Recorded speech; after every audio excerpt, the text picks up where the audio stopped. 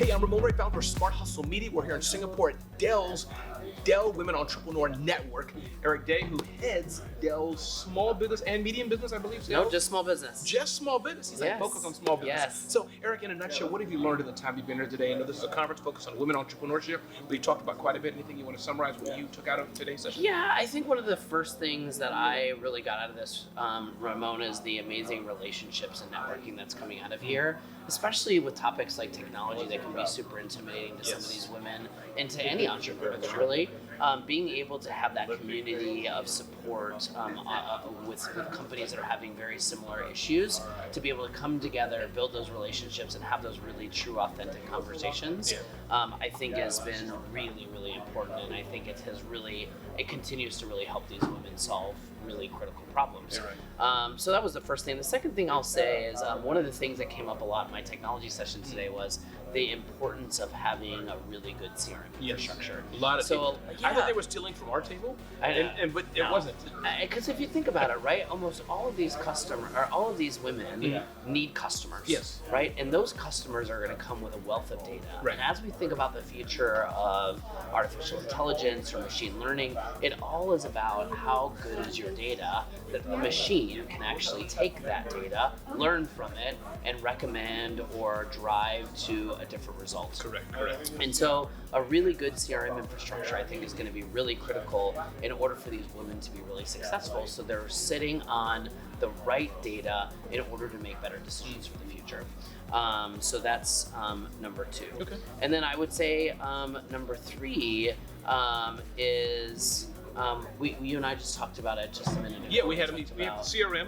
We talked about the connections you've made. I think that's very important, and I think the messaging for women entrepreneurs in general. I know we heard a lot of things from the Miss Fu, who heads Singapore's culture ministry. She talked about the importance of somebody said sell like a man. That's what the ladies said. Yeah. So I think being helped with sales and things like that. What are you finding in those? So even today, even after 10 years of DWEN, I think some of these women are still dealing with some of the same cultural problems.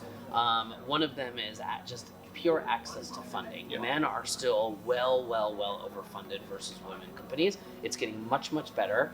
The We Cities Index that we just kind of came out with in 2019 show that most cities that are on that list, 50 cities, are getting much better when it comes to access to capital. And I do want to underline that We Cities Index. That was an important index, 1 to 50. I want to say. No, there's 50 cities on this index.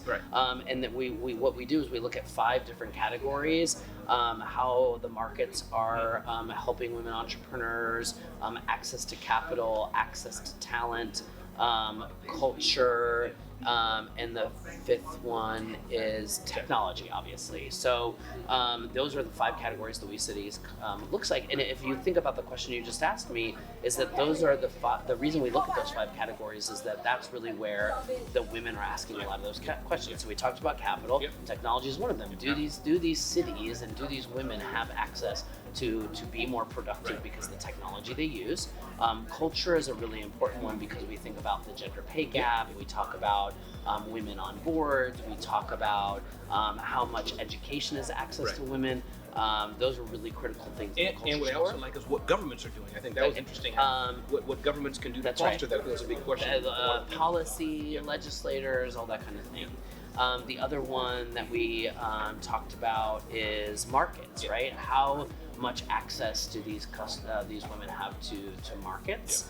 And then finally to talent, right? How are these universities attracting women? Are they actually spitting out qualified women to go into some of these jobs?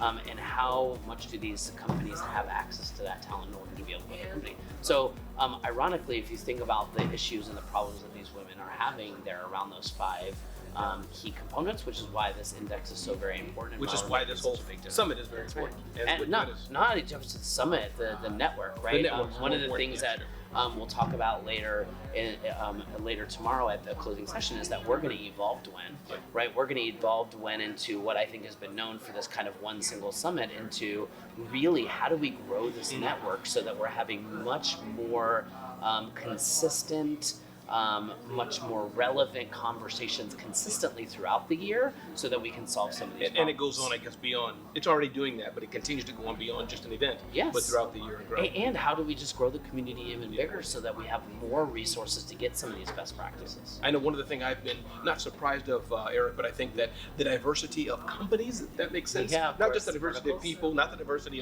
of race and all that stuff, but I mean just the diversity of, I have a packaging business, I have a recycling business, I have this. Have you found that, of interest? I have, and I'll tell you one thing that really warms my heart, and that is that I see these women really starting businesses that are really going to change the world. And I think social good has become such a pinnacle part of why women are opening up these businesses, that I think that is what we need. And I think that is going to be, no matter what happens in the global economy, needing businesses that really help make the world a better place are going to be critical. And I'm seeing just more and more and more of that. One of the companies that I've been working with for the last 3 years here at DWEN is this medical services company that is really trying to be a really flexible way to be able to allow hospital systems to work together in order to be able to have more,